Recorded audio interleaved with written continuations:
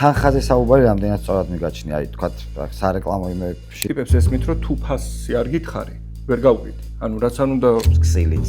და ანუ ეგრო ქსილინი რაღაცებს იწევს მე. რას იწევს? მაგალითად ერთ-ერთი საშიში რაც არის უშვილობას იწევს ქსილინი. უშვილობას კიდე რას იწევს? არის თუ არა მესამე ან მაქსიმუმ მეხუთე კლასელის დონეზე დაწყება. მოგესალმებით, დღეს ხუთშაბათია 9 საათი და ერთ-ერთი საუკეთესო გადაცემა ჩვენი გადაცემების ისტორიაში, იმიტომ რომ დღეს თითქმის ყველა ადამიანზე გათვლილი გადაცემა იქნება. გამომდინარე იქედან, რომ ჩვენი გადაცემის სტუმარია გაყიდვების გურუ გიორგი გოგეშვილი და მადლობა გიო რომ მოხვედი. ძალიან მიხარია, ძალიან დიდი ხანია მინდოდა რომ შენ ყოფილიყავი ჩვენი სტუმარი. მახსოვს. ახლა რა ხან აქ გაგიჭირეთ გადაცემაში და აქედან ახლა ნახევარი საათი მინიმუმ ვერ გაგვექცევი. ამდენმა ხალხმა რომ ამდენ კომპანიასო დაეხმარე თან და ამდენ კომპანიას რომ ეხმარები და ეს გაყიდვები რომ გაზრდილია მათი და ამდენ ბედნიერი ადამიანი რო ყავს. ჩვენს გვინდა რაღაცები ვიცოდეთ და მაგალითად მე ვარ ამის წარმოებელი. ეს არის ლილვაკი. წარმოებელი იმპორტიორი ვარ საქართველოში და ძალიან მიჭირს ასეთი კარგი პროდუქტის გაყიდვა. ეს რაღაცა პროდუქტია რომელიც რაღაცა დეკორს ქმნის ღებვის დროს. აქ ესეთი ბევრი ისეთი თან დადებით თვისებები და რა თქმა უნდა ხარისხია ძალიან მაღალი. და რა ვქნა ვასწავლე რა უნდა გავაკეთოთ რომ გავყიდოთ ჩვენი პროდუქტი. პირველ რიგში მივესალმები შენს აუდიტორიას, შენს მაყურებელს. იმედია საინტერესო გადაცემა გამოგვივა.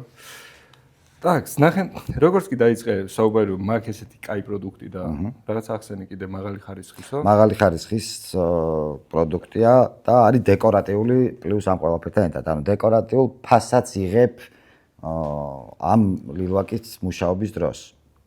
ზედაპირს დეკორატიულს. მოდი ის რა გავაკეთოთ. ამის მაგალითზე ჩავშალოთ იდეაში სადრა ჩონჩხი რა უნდა იყოს. ისეთი რომ მე გინდა კატოკით ქვიათ რა ქვია მას? ლილვაკი. ლილვაკის ხორცი შევასხათ, გინდა საღებავის, გინდა ნებისმიერ პროდუქტს. პირველი თემა არის ზოგადად კომპანიების უმეტესობას გგონია რომ სიტყვებს, რასაც ვიყენებთ, რომ საუკეთესო ხარისხია, პრემიუმ პროდუქტია, კაი პროდუქტია და ამ შემდეგ ამის მიღმა მხოლოდ იმის გამო რომ ჩვენს მომხმარებელსაც იგივე ლექსიკონი აქვს. გგონია იგივე სიტყვათა მარაკი აქვს. ყველა ვიცით, კაი რა არის და პრემიუმი გაგვიგია და ამ შემდეგ. გგონია რომ განმარტებითი ლექსიკონიც ერთი და იგივე გვაქვს. და ამიტომ შენ მეუბნები რომ კაი პროდუქტი მაქვს და მაღალი ხარისხის პროდუქტი მაქვს. სინამდვილეში ამასში რაღაცას გულისხმობ და შენ გგონია რომ მეც ეგ უკვე ვიგულისხმე. და სინამდვილეში თუნდაც ამ ოთახში ვინც ვართ, აბსოლუტურად ყველას. რომ ვკითხოთ მისთვის რა არის კაი ლილვაკი თითოეულისთვის სხვადასხვა რაღაც აღმოჩნდება. პირველი რომ ნახე იმისთვის რომ ჩვენი კომუნიკაცია რასაც არ უნდა ვყიდდეთ, მივიტანოთ იმ ადამიანის ყურამდე და გულამდე ვისთვისაც ვსაუბრობთ. ადამიანები ვრეაგირებთ სახელზე მაგალითად, ხო? თუ გინდა რომ ხალხში გამომხედო, გიორგი უნდა დაგიძახო. მაგრამ მომხმარებლის სახელი არ ვიცით. მომხმარებლები რეაგირებენ პრობლემებზე, საჭიროებებზე, სურვილებზე. შესაბამისად, თუ კომუნიკაციას ვიწყებ არა იმით, რომ ჩვენ გთავაზობთ საუკეთესო პროდუქტის რაღაცა პრემიუმ სიგიჟეს. თუ ახლა ხარ ამ სიტუაციაში, ფიქრობ როგორ შეღებო შენი კედელი. ხო, იმიტომ რომ თუ ის ტიპი არ ვარ, ვინც ახლა ფიქრობს კედელი შეღებო, რა გინდა რომც გამოგხედო. შენ გინდა რომ გამოიხმო ის აუდიტორია, ვისთვისაც შენი პროდუქტი ღირებულებას წარმოადგენს. და ღირებულებას რო წარმოადგენდეს, უნდა იყოს რაღაცა სიტუაციაში, სადაც რაღაცა პრობლემის გადაჭრას აპირებს. რემონტის სტადიაზე ხარ და ფიქრობ, შეღებო, პალერი გააკრა, კიდე რა ვარიანტია, რაღაცა პანელი ააკრა, თუ რა ქნა, იმისთვის რომ არ გინდა რომ მაგალითად კედელი იყოს უბრალოდ შეღებილი. გინდა იყოს დეკორატიული. თუ დეკორატიული კედელი გჭირდება, ორი ვარიანტი გაქვს. ან როგორ შეიძლება, ნახე, ამის გარდა რით შეიძლება გააკეთო კიდე დეკორატიული კედელი. ხო, რაღაცა სხვა რადიკალურად განსხვავებული, ანუ არა საღებავით და მიიღო თქვა რაღაცა პანელი. ეს გააკეთო სიტყვაზე. გააკეთო პანელი. ნახე, რო წავყვეთ თან თემას. პირველი უნდა გამოვიხმო ის ხალხი, ვისაც ველაპარაკები. ყურადღება მივიქცევ მათ საჭიროებაზე და მათ პრობლემაზე საუბრით, კომუნიკაცია დავიწყო ამით. მეორე, მე ვიყო ადამიანი, ვინც მაგიდაზე დაულაგებს ყველა იმ ალტერნატივას, რომლითაც მისი პრობლემის გადაჭრა შეიძლება. მაგალითად, თუ გინდა რომ კედელი იყოს დეკორატიული, ერთი ვარიანტი ეს გაქვს, ეს გაქვს. შესაბამისად მე ამ პროდუქტის გამყიდველი კი არ ვარ. მე იმ ადამიანის კონსულტანტი ვარ, რომელსაც ვეხმარები თავისი პრობლემა საუკეთესოდ გადაჭრას. როცა უკვე შენი ყურადღება მივიქციე, თან მაგიდაზე გილაგებ ყველა იმ ალტერნატივას, რა ალტერნატივის წინაშეც აღმოჩნდები, თან თითოეულის პლუსსაც გეუბნები და მინუსსაც გეუბნები. დეკორა თუ ამას ააკრავ, კი კაია, მაგრამ იცოდე რომ მინუსი ესაა. თუ შპალერს ააკრავ, კი კაია, მაგრამ იცოდე რომ მინუსი ესაა. მაგრამ თუ გინდა რომ თან დეკორატიული იყოს, თან ეგ მინუსები არ ქონდეს, ვაფშე ხომ არ იქნებოდა რომ ეგ მინუსები არ ქონდეს, კი.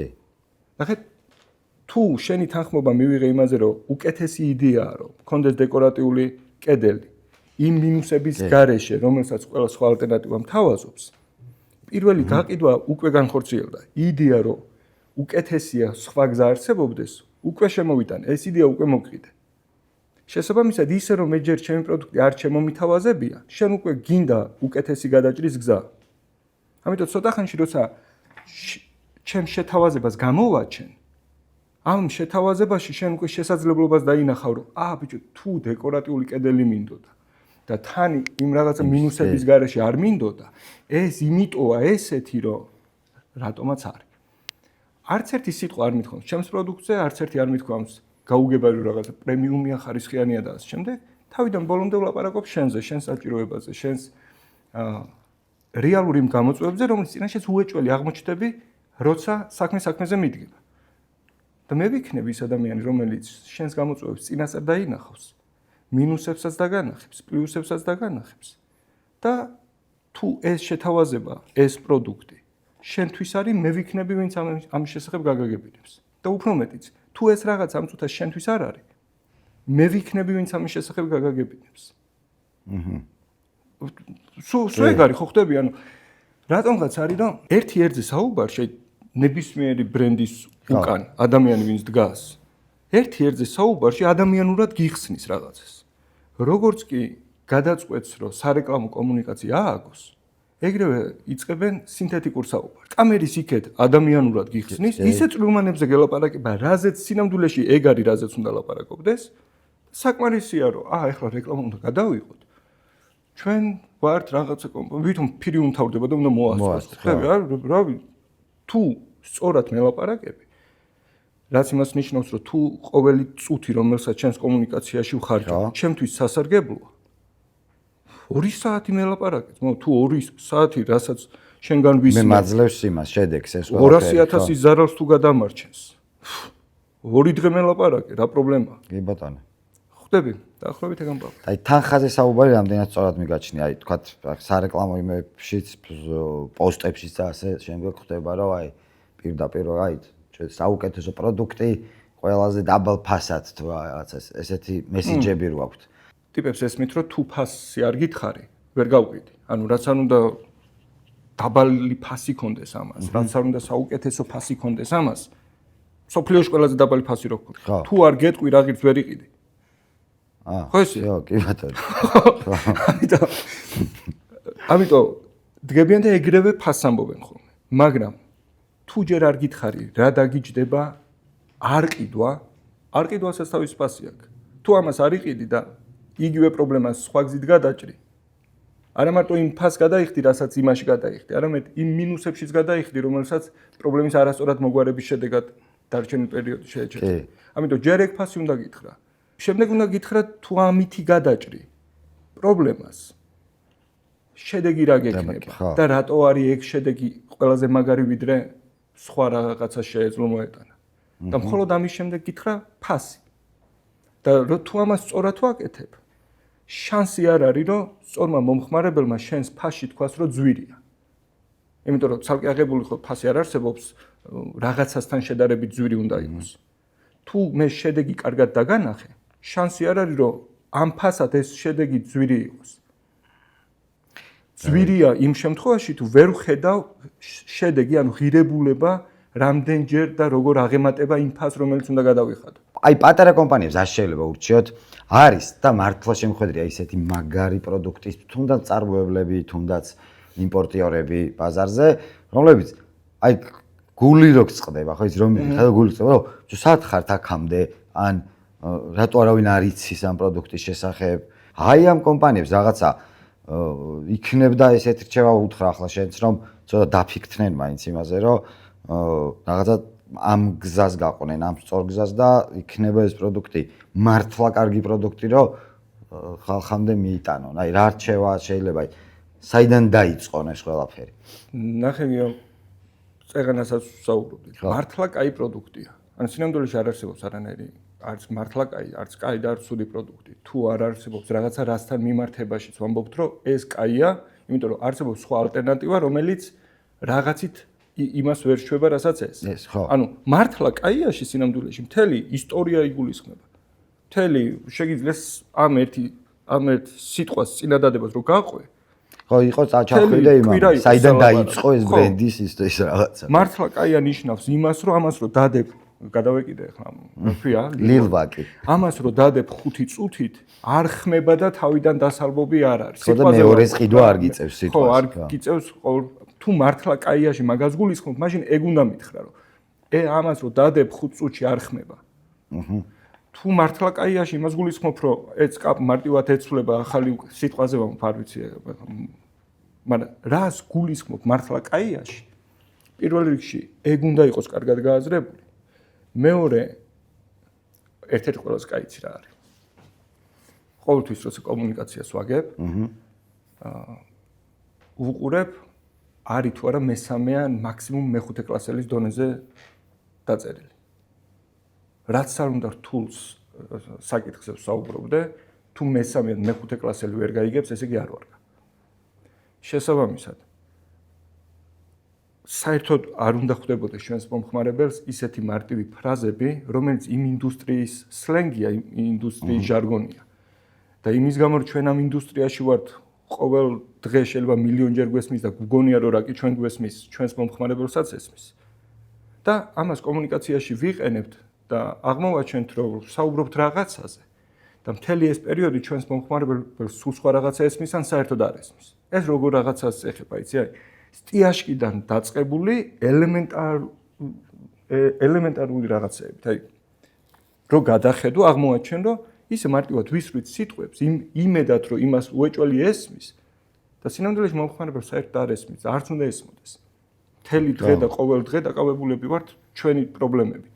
და უცებ შენ მეუბნები რომ აქ იცი რა სტიკი რო არ ქონდეს ეს რა სტიკი რა. ხო, რაში მაინტერესებს საბოლოო ჯამში, თქვათ.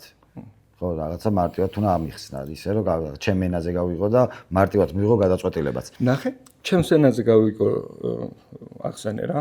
ორი ელემენტი ჭირდება ნებისმიერი ბიზნესის წარმატებას. ამ ორიდან ერთ-ერთი თუ გამოვაგდაც, შანსი არ არის, რომ იმ ბიზნესმა გრძელვადიანად ფული მოიტანოს.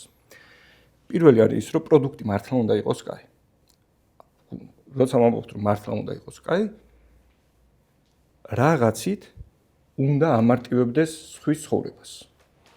ხო? კაი პროდუქტი ის არის, როცა ადამიანის ცხოვრებაში ცხოვრების რაღაც პერიოდი შედგება რაღაცა სირთულისგან და ამ რთულ რაღაცას ან ამარტივებს, ან უფრო სწრაფად აკეთებს, ან უფრო უკეთესად აკეთებს. და ეს რთული რაღაცა ისეთი შეიძლება იყოს, რომ მე ანუ რაღაცაში ძალიან ბევრიც გადავიხადო, თქვათ, პროდუქტში. აი არ გავაკეთო, თქვათ, ეკონომია და ამ პრობლემას თუ მომიგوارებს გადავიხადო კიდე რადიკალურად დიდი თანხა, ხო? ნახე, შენი პროდუქტის გამო, შენი პროდუქტით მე იგივე პრობლემას, რასაც მანამდე ისედაც ვჭრიდი სხვა ალტერნატივებით. იგივეს უფრო სწრაფად გავაკეთებ. 5 დღის ნაცვლად გავაკეთებ 1 დღეში მაგალითად. სინამდვილეში მე შენთან დანარჩენი 4 დღე ვიყიდე. ის კი არ ვიყიდე მარტო რაც ვიყიდე, 4 დღეც ვიყიდე და თუ ჩემთვის ამ 4 დღეს დიდი ფასი აქვს, მაშინ შენი პროდუქტის მაღალი ფასი აიტანს შეიძლება რომ გაიზარდოს, იმიტომ რომ 4 დღე მომყიდე თან. დრო ვიყიდე შენთან. და ფულით მე თუ დროს ვყიდულობ, ძალიან მაგარია. ან უნდა აკეთებდეს რაღაცას უფრო სწრაფად, ან უფრო მარტივად, ან უკეთესი შედეგით რა, რაღაცას მაგალითად თუ ამით შეგება 2 წელი კი არ გაძლევს, 4 წელი გაძლევს სიტყვაზე ვამბობ რა. ნახე, ერთი რომ სიკეთე უნდა მოქონდეს პროდუქტს და მეორე და მთავარი. ბაზარზე ძირითადად ბიზნესები იმიტომ ვერ იზრდებიან, რომ პროდუქტებშია ჩავარდნა, კომუნიკაციაშია ჩავარდნა. უფრო მეტი დრო აქვთ დახარჯული კარგი პროდუქტის შექმნაზე და აღარ აქვთ ნაფიქრი ეს სიკარგე კარგად როგორ აგიხსნა. იმიტომ რომ თუ მე შენ ვერ აგიხსენი, ვერ დაინახავ ამას. და თუ არ შევქმენი, რომც აგიხსნა, არაფერი არ იქნება დასანახი. ამიტომ ორი კომპონენტია. სიკეთე უნდა მოხონდეს, ამარტივებდეს ადამიანის ცხოვრებას და თან უნდა შემეძლოს ეს ესევე მარტივად მოვიტანო შენამდე. როცა ვამარტივებ და სიკეთე მომაქვს და სიკეთეს ვამრავლებ, მდიდრდები. თუ ბიზნესი მაქვს, სიმდიდრე მოაქვს, იმიტომ რომ თუ სიკეთეს ვამრავლებ, სიმდიდრე არის შედეგი სიკეთის გამრავლების. სულ ეგ არის. ქართველი მომხმარებელი აი რა დონეზეა? ამას ალბათ. ქართველი მომხმარებელი იცი რა დონეზეა? ძალიან ხშირად უყურებ უძრავი ქონების ბროკერებს რა. კადრი იწყება ესე რა. ჩვენ ახლა ვართ რაღაცა უბანში, ახლა დაგათვალიერებინებთ რაღაცა ამდენი კვადრატის ისა. თქვენ აქ ხედავთ ყავისფერ ხის იატაკს, მუხის იატაკს და აი აქ ხედავთ სამზარეულოს კუნძულს და მაგას ხედავ ისე და ბრუციანი ხო არ ვარ, ანუ სკოლაში ხო არ ვარ, რომ სურათის აღწერა რო იყო, რომ რას ხედავთ სურათზე და გოგო და ბიჭი მანდარინს კრეფს, მაგას ხედავ. შენ უნდა ამიხსნა და დამანახო ის, რასაც იქ მე ვერ ვხედავ ამ წუთას. არა, დამანახო ის, რასაც ვიგრძნობ, როცა მაგ სახს ვიყიდი. და რა მექნება? მაგ მუხის პარკეტზე, რომელიც ქვეშაც იატაკის გათბობაა, ფეხში შველი გავივლი. დილით ჩამოვა, აი ამ კუნძულთან ყავას მოვიდგა. და ჩემი საყვარელი მეუღლე აქედან რომ ჩამოვა თეთრი ხალათით და აი აქ დაუჯდებით. და დილას დავგეგმავთ. და ეზოში რომ გავალთ, ამ ეზოში წარმოიდგინე, ბავშვობაში გახსოვს ბიძაშვილები რომ შევიკრიბებოდით, ერთი 30-ნი რო ვიყავით, ან რა 15-ნი მაინც. და ჩვენი მშობლები სანამ ლაპარაკობდნენ, ჩვენ ერთად თამაშობდით. წარმოიდგინე ამ ეზოში, სანამ ნათესავები იკრიბებით შენი ბავშვები, რომ უსაფრთხოდ თამაშობენ. თქვენ აქ ხედავთ 120 კვადრატი. ხო ხდება, ანუ ნახე.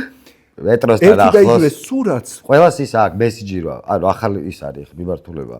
ანუ კი გასაგებია მეტროთ კომფორტია და ის მეტროსთან ახლოს.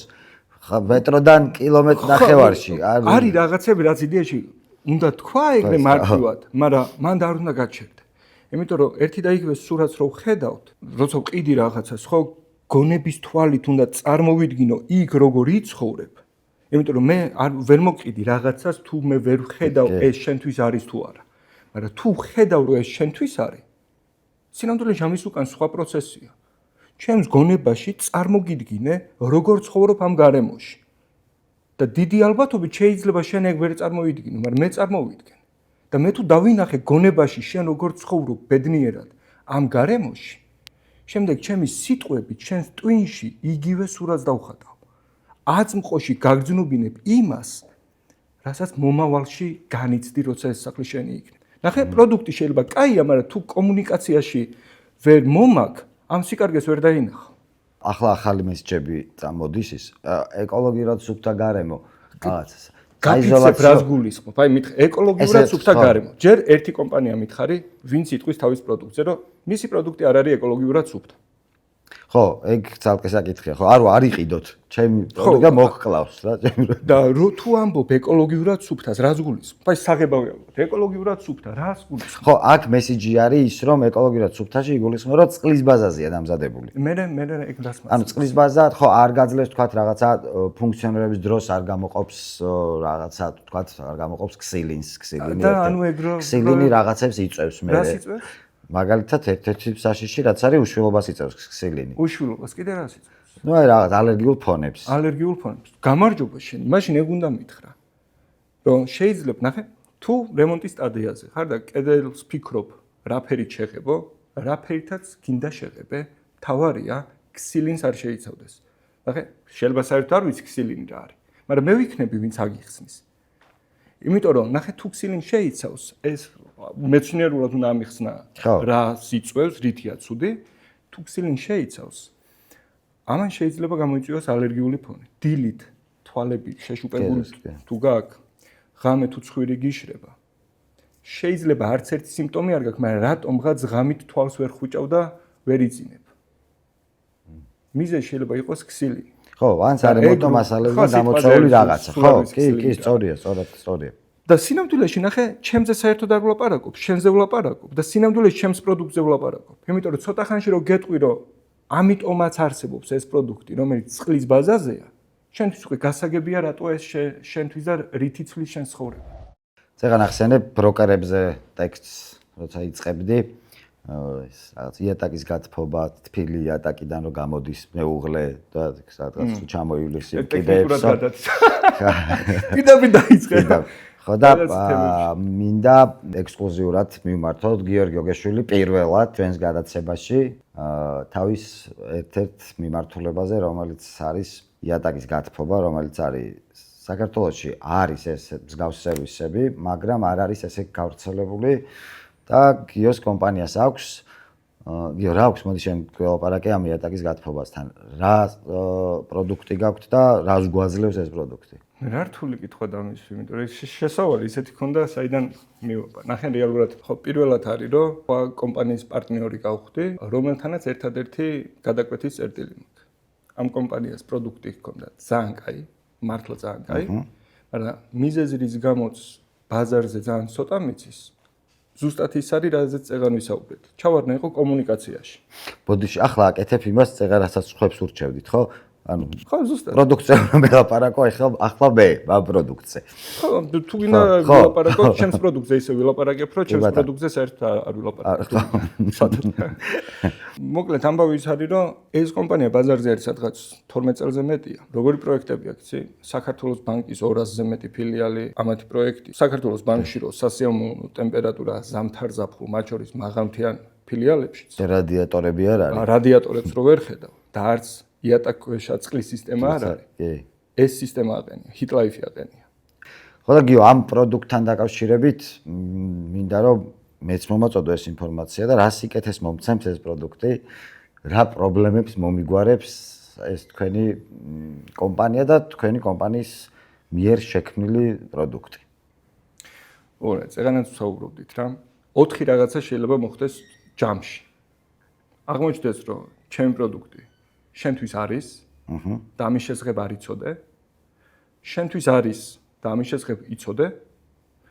შენთვის არ არის და ამის შესახებ არ იცოდე და შენთვის არ არის და ამის შესახებ იცოდე. და გავარკვიოთ ამ 4-დან რომელთან გვაქვს საქმე. შესაბამისად, ჩემს პროდუქტს შეუძლია თუ არა, მაგალითად იატაკის გათბობის იმ სისტემას, რასაც მე ვყიდი. შეუძლია თუ არა შენთვის სიკეთის მოტანა, მინიმუმ რამდენიმე კრიტერიუმს უნდა აკმაყოფილებდე. გაინტერესებს? კი ბატონო.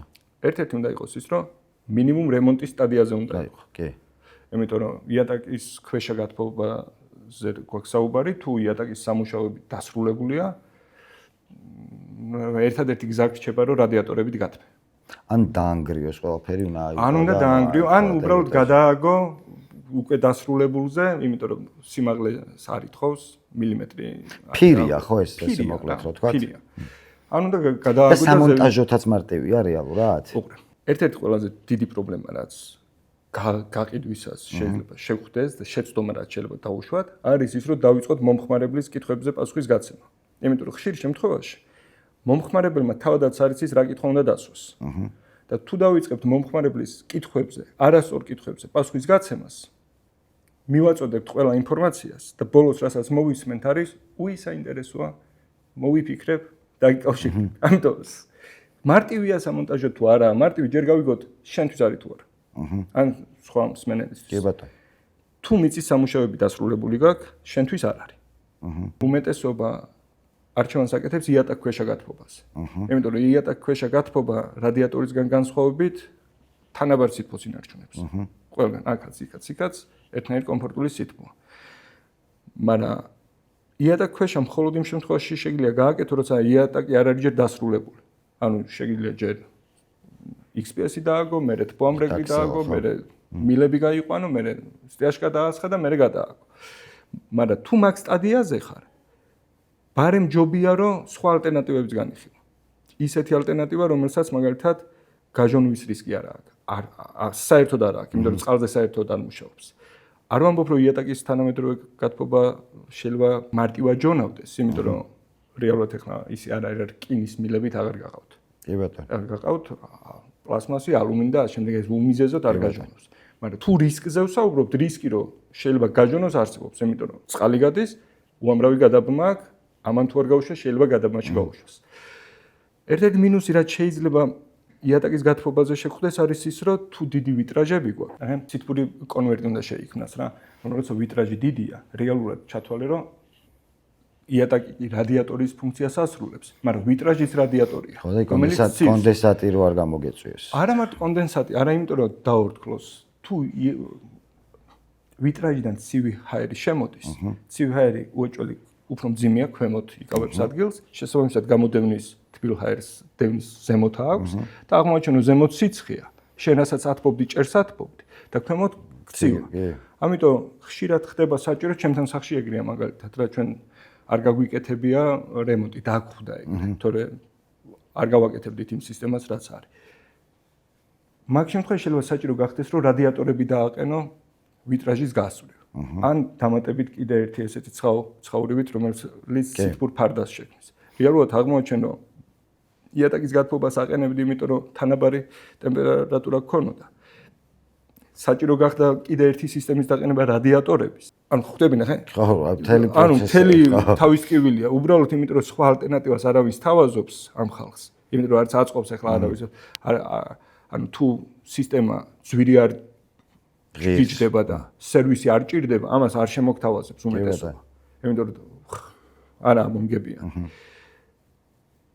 რადიატორი შეიძლება იმიტომ არ გინდოდა რომ ადგილი არ დაეკავებინა და იატაკის გათბობა გააკეთეთ წყალზე და იმის გამო რომ არ ეყო, ეხლა პლუს რადიატორები მოგიწია. ჩემთან ეგრეა.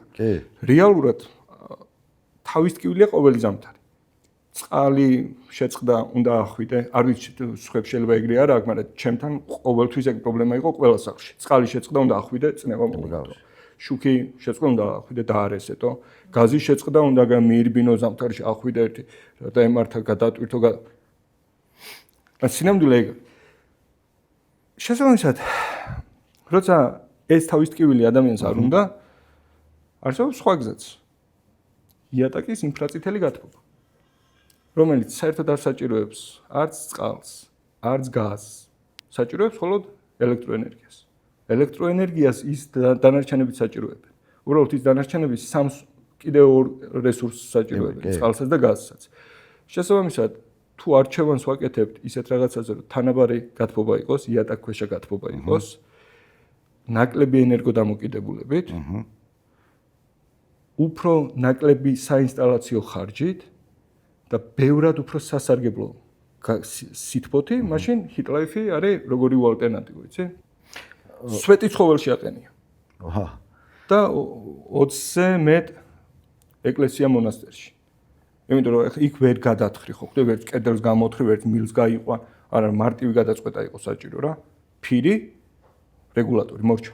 ფირი რეგულატორი. რამდენად, აი, რამ მომენტში შეიძლება მაგას, აი, თქვათ ეგრეთ წოდებული წყარებში გადარემონტების პროცესში ჩემილია, იქ გრევა რო არ მომიწიოს თქვათ. რამდენიმე ადგილას რა ფენის ქვემოთ, ლამინატის ქვემოთ ჩემილია რომ დავაგავოთ. რამდენიმე პროექტში გავაკეთეთ კაფელის ზემოდან გადააგვა ადამიანმა ლამინატი და ლამინატის ქვეშ იყო ეს ფირი. კაფელსა და იმას შორის. თუმცა შეიძლება სტიაშკის ქვეშაც. ანუ სტანდარტულად როგორც მილები კეთდება, ისეა ეს ფირიც. ოღონდ ყველაზე დიდი პლუსიც რა არის? ახლა მაგალითად ჩემთან სახლში არის იატაკის გათბობა ოღონდ მილებით, იმიტომ რომ ჩვენ აქ დაგვხდა რემონტი. აქ რომელიმე წერტილი დაზიანდეს, ახლა იტყვის ვიღაცა რომ რამ უნდა დააზიანოს. კუნძული მოგვინდა რომ გაგვეკეთებინა სამზარეულოს სხვაგან. ერთი კვირა ხრეტით იმას რომ რაღაც არ დაზიანებული, მაგრამ რო დაზიანებულიყო. თლიანი თუნა არა არა, წერტილო უნდა გააკეთო, არ გაართულო და არ გადააჭაბო. პრესიც იმას იზავ ხო? მაგრამ სანამ არ გააკეთებ, სუგათიშულია. თუ არ გააკეთებ იტბორება. რო გააკეთო, მე იმ ფილას ანიპოვიდან რა 3 წლის მერე. ზუსტად ეგეც. და ჰიტლაიფის შემთხვევაში თლად რო ადგე და არ ვიცი რატომ უნდა ქნა, მაგრამ სული რო დაარჭო შუა ოთახში, არაფერი არ გაიჩება. უბრალოდ გააგრძელებს მუშაობას. არა თუ გაჟონავს უბრალოდ გააგრძელებს მუშაობას. ანუ შედარებით ეკონომიურია ხო მამის? თუ დათმუნებ, თუ თბოიზოლაცია აქვს სახლს, უფრო ეკონომიურია. თუ თბოიზოლაცია სახლს არ აქვს, მაშინ თითქმის თანაბრად ხარჯია. ხო, თბოიზოლაცია 10 წი ახლა ყველას ექნება, იმიტომ რეგულაცია მსგავსი რომ აუცილებლად ხო, მაშინ კონდეს უფრო სახლებს ეკონომიკურია. თბოიზოლაცია. არის თუ ახლა დენის ფასი არ გაფრინდა სადღაც რა. მაგრამ პლუს ის არის რომ ეს შეიძლება აბსოლუტურად ნულოვან ხარჯამდე დაიყვანო, იმიტომ რომ მზის პანელებზე გადაიყვანო. სხვა ვერსიად გათბობას ვერ გადაიყვანო მზის პანელებზე. იო, მადლობა რომ გესტუმრე. შეგპირდი რომ აუცილებლად მოხვალ კიდევ ჩვენთან. ძალიან საინტერესო გამოვიდა, დარწმუნებული ვარ რომ მაყურებლისთვისაც იქნება შედეგის მომტანი და ძალიან ბევრი კომპანიისთვისაც, იმიტომ რომ გიორგის მსგავს ტრეინინგებს და სემინარების დასწრება საკმაოდ სუყეთ ანხაღირს და აქ ესე მეგობრულად რაღაცა ინფორმაციები გასცა. შემდეგ გადაცემაში კიდე დაუმატებს, კიდე 10 წი რო კიდე გვეყოლება გადაცემაში. მადლობა გიო კიდევ ერთხელ.